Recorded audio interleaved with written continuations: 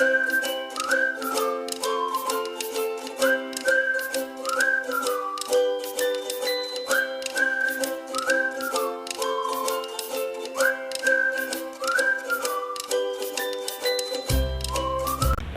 nama saya Oktaria Ginting dengan NIM 210306034 dari Prodi Peternakan kelas A.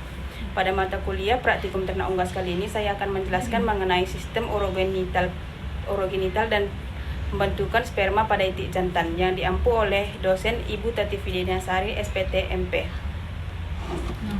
Traktus genitalia pada itik jantan terdiri dari beberapa organ, yaitu yang pertama ada testis. Testis adalah organ reproduksi jantan yang berfungsi untuk memproduksi sperma dan hormon testosteron.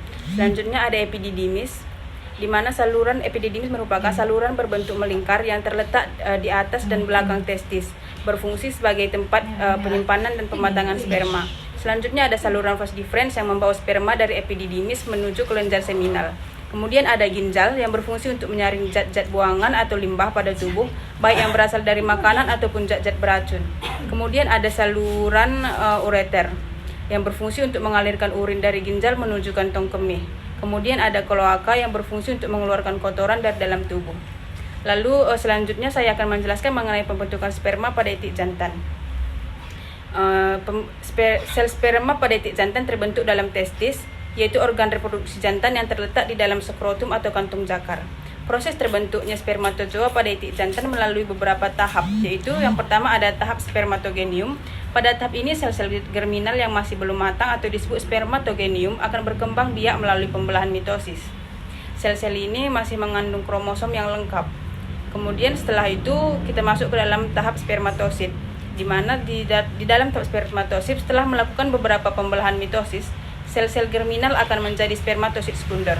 Pada tahap ini sel akan mengalami pembelahan meiosis 1, sehingga jumlah kromosomnya berkurang menjadi setengah. Tahap yang ketiga itu ada tahap spermatid, di mana spermatosit sekunder kemudian akan membelah lagi melalui meiosis 2 dan menjadi spermatid. Pada tahap ini sel sperma masih belum memiliki bentuk dan struktur yang khas seperti kepala, leher, dan ekor yang dimiliki oleh sperma dewasa. Nah, selanjutnya itu ada tahap spermiogenesis, di mana spermatid akan mengalami tahap spermiogenesis, yaitu proses transformasi sel sperma dari bentuk yang primitif menjadi bentuk yang matang.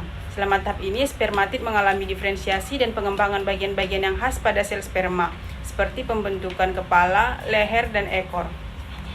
Tahap selanjutnya ada tahap spermatozoa.